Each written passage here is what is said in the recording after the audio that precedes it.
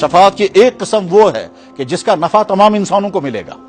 شفاعت کی ایک قسم وہ بھی ہے اور اس کا تذکرہ بخاری میں بھی ہے کہ امام بخاری رحمہ اللہ تعالیٰ نے حدیث نقل فرمائی کہ قیامت جب قائم ہو جائے گی اس میں اللہ تعالیٰ شانہ صدیوں تک حساب نہیں لیں گے، اور میدان حشر میں تمام لوگ کھڑے ہیں، ننگے ہیں، کھانے کا انتظام نہیں، پینے کا انتظام نہیں، آرام کی جگہ نہیں، جوتے نہیں ہیں، کپڑے نہیں ہیں، پینے کا پانی نہیں ہے، سایہ کہیں نہیں ہے، بیٹھنے کی جگہ کوئی نہیں ہے، صدیاں گزر جائیں گی اسی حال میں.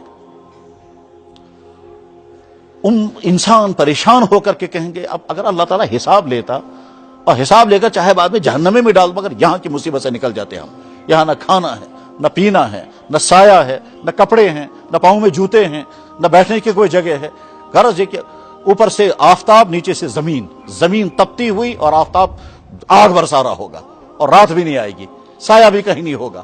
اس ایسی صورتحال کے اندر امت تنگ آ کر کے کہے گی اگر اللہ تعالیٰ حساب لے کر جہنم میں بھی ڈال دیتا تو ہم یہاں سے نکل جاتے، لیکن حساب شروع ہی نہیں ہوگا. صدیوں کے بعد اللہ تعالیٰ کی طرف سے اعلان ہوگا لمن الملک اليوم، آج کس کی بادشاہت ہے، آج کس کا حکم چلے گا، آج کس کے ہاتھ میں پاور ہے، آج کس کے ہاتھ میں کنٹرول ہے. تو یہاں سے انسان جواب بھی نہیں دے سکے گے، کوئی نہیں بولے گا، سب خاموش، انبیاء علیہ السلام بھی خاموش. صدیوں کے بعد اللہ تعالیٰ فرمائیں گے آج میرے ہاتھ میں سب کچھ ہے. قرآن نے اس کو نقل فرمایا لمن الملک اليوم، اللہ خود ہی فرمائیں گے للہ الواحد القہار، آج میری حکومت. پھر یہاں جہاں یہ آیت ہے وہاں حدیث میں لکھا ہے کہ اللہ تعالیٰ کی طرف سے اعلان، کہاں ہیں دنیا میں حکومتیں چلانے والے، کہاں ہیں دنیا کے فوجوں کے افسران، کہاں ہیں دنیا کے وہ بادشاہ جن کو بڑا فخر تھا، کہاں ہیں آج؟ کوئی دم نہیں مار سکے گا. انسان پریشان ہوں گے، اس پریشانی میں کہیں گے اب ایک ہی راستہ ہے، کسی نہ کسی طرح سے اللہ سے سفارش کرواؤ کہ حضرت حساب شروع کر دیں. چنانچہ وفد جائے گا حضرت آدم علیہ السلام کے پاس اور جا کر عرض کہیں گے یہ حضرت، بخاری میں حدیث ہے یہ، حضرت آپ اللہ کی خدمت میں چل کر کے سفارش کر دیں، حساب شروع ہو جائے. تو حضرت آدم کہیں گے مجھے تو اتنا ڈر ہے کہ میں وہاں سامنے جا ہی نہیں سکتا. اللہ تعالیٰ اگر مجھ سے یہ فرمائیں گے تم کیا سفارش لے کر کے آئے، پہلے اپنا حساب دے دو، تم نے جنت میں وہ چیز کیوں کھائی تھی جو میں نے منع کر دی تھی، پہلے اس کا حساب دو.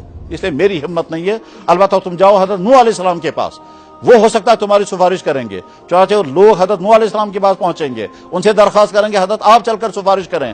حضرت نوح علیہ السلام کہیں گے میری تو ہمت ہی نہیں ہے، مجھے تو اپنا ڈر ہے، مجھے اپنی فکر ہے، اس وجہ سے کہ میں نے جب وہ سیلاب آیا تھا تو میں نے درخواست کی تھی یا اللہ میرا بیٹا ڈوب رہا ہے، اس میرے بیٹے کی حفاظت ہو جائے. تو اللہ نے فرمایا تیرا بیٹا کہاں ہے، یہ تو کافر ہے، یہ تو مجرم ہے، انہ لیس من اہلک، یہ تیرے گھر والوں میں سے نہیں ہے، تو نے کیوں کہا یہ میرا بیٹا ہے. انی اعیذک، اللہ فرماتے میں تجھے نصیحت کرتا ہوں ان تکون من الجاہلین، جہالت مت کرنا.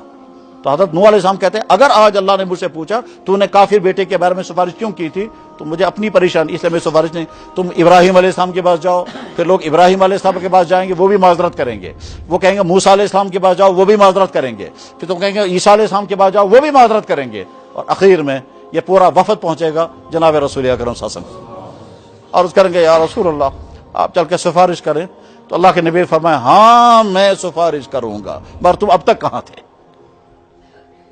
وہاں امت ایک جملہ بھی نقل کرے گی یا رسول اللہ ایسا نہ ہو کہ آپ انکار کر دیں جیسے باقی نبیوں نے انکار کر دیا، تو پھر ہمارا تو کوئی ٹھکانہ نہیں ہوگا. حضور انکار نہیں فرمائیں گے اور چل کر سفارش کریں گے تو اب حساب شروع ہوگا. اس حساب شروع ہونے کا معاملہ تمام انسانوں کے ساتھ ہے. جمال الوجود بذکر الالہ